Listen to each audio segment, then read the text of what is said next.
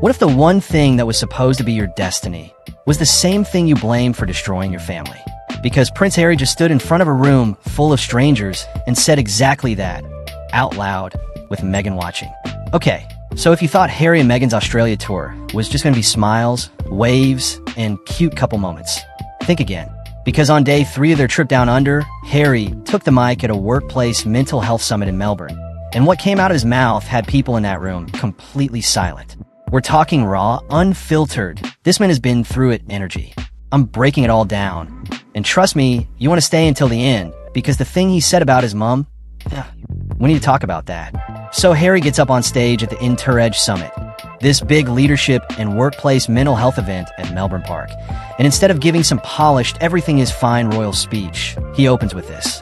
I wasn't sure whether I was expected to speak as someone who, despite everything, has their together. Or as someone who, despite what it may look like, actually doesn't. Sir, he really said that, in front of a whole room of corporate executives and policymakers. No PR filter, no carefully rehearsed talking points. Just honesty. And the crowd? They didn't know whether to applaud or check on him. But here's the thing, that was just the warm-up. Brace yourself, because this is where it gets heavy. During a post-speech discussion, Harry started talking about Princess Diana, about losing her just before his 13th birthday.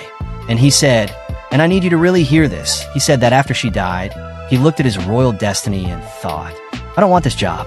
I don't want this role. Wherever this is headed, I don't like it. And then he said it, for words that absolutely floored everyone in that room. It killed my mom.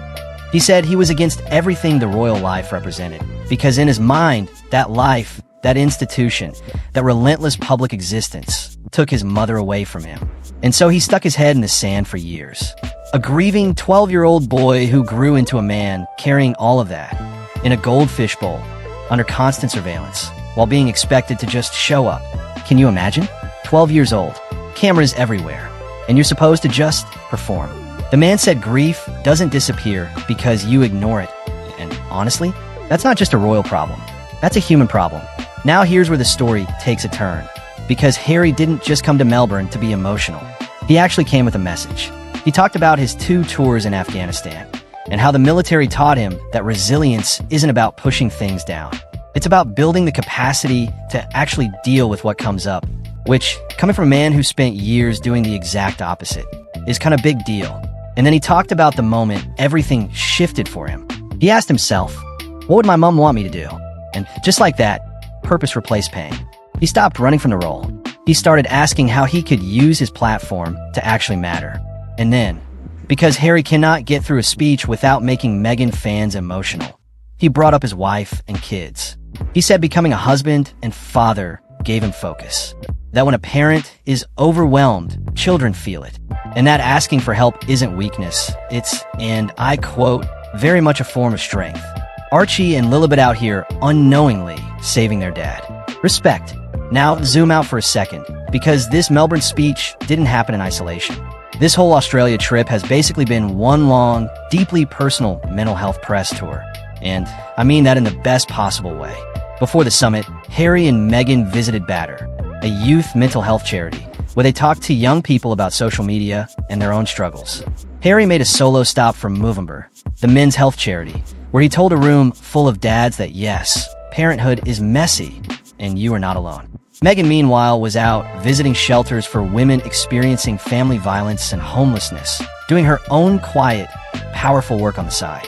And Harry also hit the Australian War Memorial, met with Indigenous veterans, and showed up for Invictus, the games he founded for wounded servicemen and women.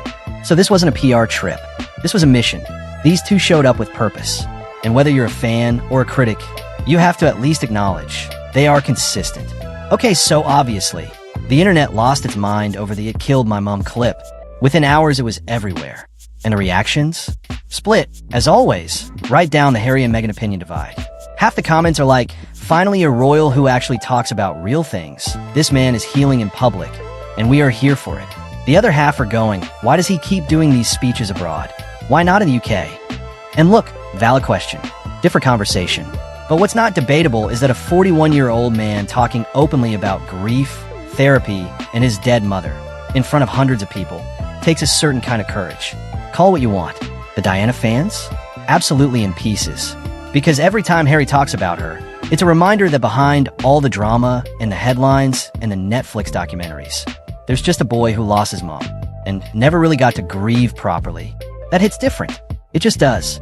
So to wrap it all up, Prince Harry stood on a stage in Melbourne, told a room full of executives he doesn't have it together, said the royal institution killed his mother, and then somehow turned it into an inspiring message about mental health, purpose, and asking for help. Chaotic? Yes. Emotional? Absolutely.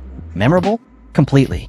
This Australia tour is shaping up to be one of their most significant public appearances in years, and we are only on day 3. If you're new here, subscribe because we cover all the royal and celebrity moments that actually matter without the boring bits. Drop a comment below. Are you here for vulnerable Harry, or do you think he overshares? Let me know, and I'll see you in the next one.